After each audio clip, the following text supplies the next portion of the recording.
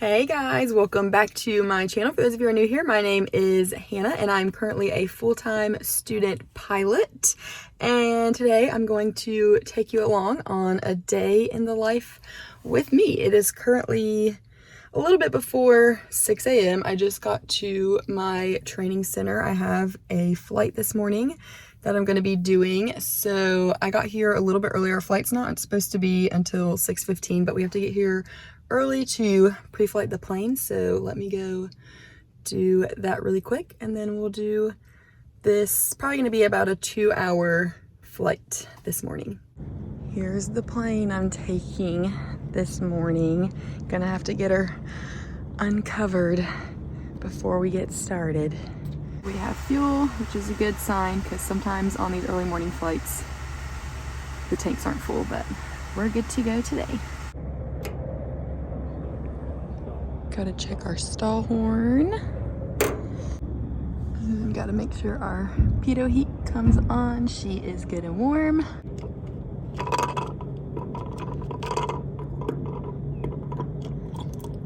Gotta sump the fuel, make sure that there's no water or debris. Looks good to me, but let's put it up against a white background. This tank is good. Now we gotta do the other side.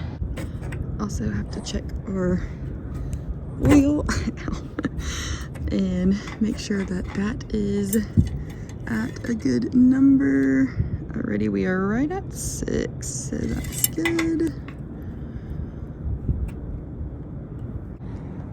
Checking all of our open vents to make sure nothing is blocking those.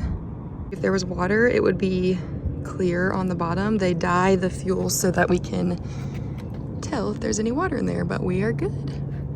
As far as wings and flaps go, we're just kind of making sure all the bolts are where they are, that nothing looks out of place, everything's connected and sturdy like it's supposed to be. This bolt right here, people refer to it as the Jesus bolt because if it comes loose or disconnected, you're gonna be in deep doo-doo because this is what controls your ability to pitch up and pitch down. So you would still have trim, but this is like, this one right here is one of our more important bolts that we have on the plane. The plane is good, so we are good to fly. My instructor texted me that he is running a little bit late. He's stuck in traffic somewhere, so we're gonna go sit inside the training center and wait for him to get here. I have to take my IRA test later today, so I'm just gonna kind of look over some stuff for that, make sure I'm good to go there. But our pre-flight is done. We're gonna go chill for a little bit until it's time to go fly. All right, you guys, I'm gonna do my best to talk you through what happened on my flight today. So instrument flying is referenced solely to your flight instruments because you're not gonna have reference to the ground. So there's different types of procedures that you use to be able to land the aircraft and also take off the aircraft when you don't have very good visibility. So the first approach we did was into Anderson, and it was a circle approach. So we used one of the systems to get us down to a runway, but then once we saw the runway, we went to go circle around to a different runway. However, when I was circling, my instructor told me that we lost sight of the runway. So that means you have to immediately start climbing and then turn back to your course because that's the only way you can guarantee you will be safe from obstacles. So did that and then went on to the next airport and used a VOR, which is a ground-based navigation system, to get down to the runway on that approach. And we did end up landing on that approach. And then we made our way back to the Greenville airport and did a approach that has GPS, or that uses GPS, and so it has vertical and lateral guidance to get you down exactly how you need to get down to be lined up perfectly with the center of the runway. And then obviously we landed there because that's my home airport. Alrighty, you guys, flight is done. I'm about to head over to the testing center to take my IRA test. So let's go get that knocked out. Alrighty, you guys, we passed. We got a 98. Would love to know what one question I missed, but sadly, you can only know the area that you missed the question in, not the actual question itself. So we'll never know what answer I got wrong, but that's okay. Tomorrow I'm taking basically this same exact test, but it's the instructor version. So I think there's like 5 extra questions that are a little bit different than this test. So hopefully I can get another good score on that one tomorrow. But I finished the test pretty early. I started at 9. It's 9:45, so it didn't take me very long to do it because it was a pretty quick test, only 60 questions. So my mom texted me this morning and asked if I could come in and sub for the half day for the afternoon. So half day for school start at 11, I think, or 11:30. I don't know, it's one of those. So I'm gonna text her that I can go in because I already flew for the day and I'm not going back to the training center. So we'll go make a little bit of money and substitute teach for a couple hours and then enjoy the rest of our afternoon. It's probably still too warm outside to be making this, but I've been craving potato soup. So I put it in the crock pot and I'm gonna eat that for dinner tonight. Have you guys been seeing those teachers posting on TikTok their outfits? Because I guess there's this one girl that's been wearing inappropriate clothing to her school, and so everybody's posting their appropriate teacher outfits. So here's my appropriate teacher outfit. These Nikes are like the most teacher pair of shoes I think I own, so I wear them a lot of times when I sub, and they're comfortable. Okay, one for you. One for you. Okay, see you later. I got home from subbing about an hour ago and I've just kind of been unwinding, catching up on my games on my phone, and then I tallied up my logbook hours and I am a little over 128 hours of flying, which is kind of crazy because I've only been flying for a little over 3 months. So it's kind of crazy that I already have that many hours, and I think I only have like a little over 90 hours left in the program. So I have already done over half of the flying that I was gonna do for the program, which is kind of crazy. And if you break it down into flights, most of my flights are about 2 hours long, which I do have a long flight coming up this week, so that's gonna be more like 6 hours because I think it's 3 hours there, 3 hours back. But if we were keeping things simple and saying like I was gonna do 2-hour flights, that's only 40 something flights left, which is so crazy. I think once I get through this instrument part of training, like the rest of training is gonna just go by so quickly because it's not as much flying that I'm gonna be having to do. It'll be a little bit of flying and a little bit of studying, and then you're checking, doing like another check ride. So I think once I get through this phase, it's gonna just go so quick, which is kind of crazy.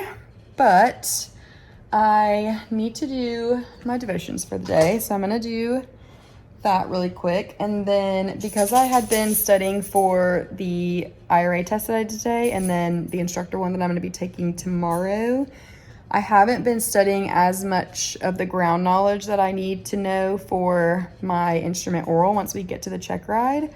So I need to start trying to focus on that and making sure that I'm where I need to be for that. There are a ton of acronyms for this stage of training, which there were a lot for the private, but these you have to remember the private ones, which most of the private ones I still remember, and I'm like, don't think some of them I might just need like a refresher on, but most of them I'm gonna remember. But then you have all of those, plus now we have new acronyms for instrument training, and I feel like there's so many more acronyms. So I need to make sure that I have those down, that I can be able to remember those when I need to for the oral part.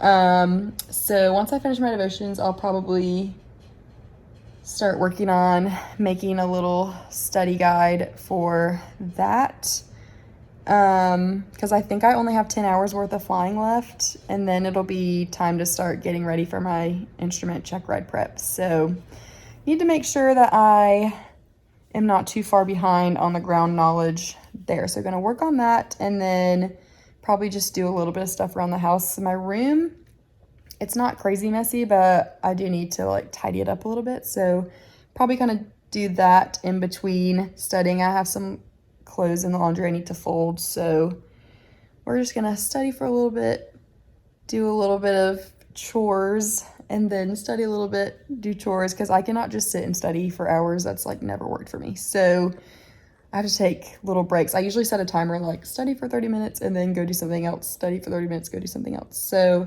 that's kind of my plans for the rest of the day. We'll see how productive I can be. So to create my study guides, it's very time consuming, but this book is basically anything that they could ask you on your check ride. It's basically going to tell you exactly how the check ride is going to go, because it tells you what they can test you on, and anything outside of that, if they ask you, they can't bust you on. But if it's something within this, then they can bust you on, if that makes sense. Hi guys. So I literally just go through this and go through all the tasks, and then look in the regs, look in any FAA book. High five. Okay, why are y'all in my face? Do you see them? They both just hopped up here when I started talking. But basically just go through any reg and write down anything related to what's in this book. I'm not gonna lie, I was not as productive as I probably should have been this afternoon. I studied for a little bit and then came up and put away the clothes I had folded. And then when I went back downstairs, my parents had gotten home, so I talked to them and then just got distracted and never really got back into studying. But originally I was supposed to be flying in the morning, taking my test, and then taking Ozzy to the vet in the afternoon. Now I'm not flying in the morning, so I'll actually be able to get decent sleep, because the last few days I've not gotten good sleep, because I've ended up staying up later than normal and then having to get up early. Like this morning I got up early and I stayed up a little bit later probably than I should have last night watching NFL football games. And then Saturday night I went to the Carolina game, and it was a night game, so I didn't get home till 2:30 in the morning, and then woke up early to get to church, because that's my problem. I can't like sleep in anymore. I don't know if it's because I've been doing a lot of early morning flights, but like I'm gonna get up at 7 whether or not I went to bed at 8 at night or 3 at night. Like I just can't sleep past 7 a.m. anymore. So yeah, my sleep score has been in the low 70s the last few days, and I feel like it's starting to catch up to me. So hopefully I can get some decent sleep tonight, and then I just have to take the test and take Ozzy to the vet, so I won't be as tired tomorrow. So hopefully I can be more motivated and like be able to focus better for studying. But I did start the study guide, so at least we kind of got it started and kind of started looking at things a little bit. But definitely need to get a lot more studying in over the next couple of days. But that is all for this day in the life. I hope you guys enjoyed. As always, any questions, comments, whatever, put them in the comments below, and I will see you guys in the next video. Bye.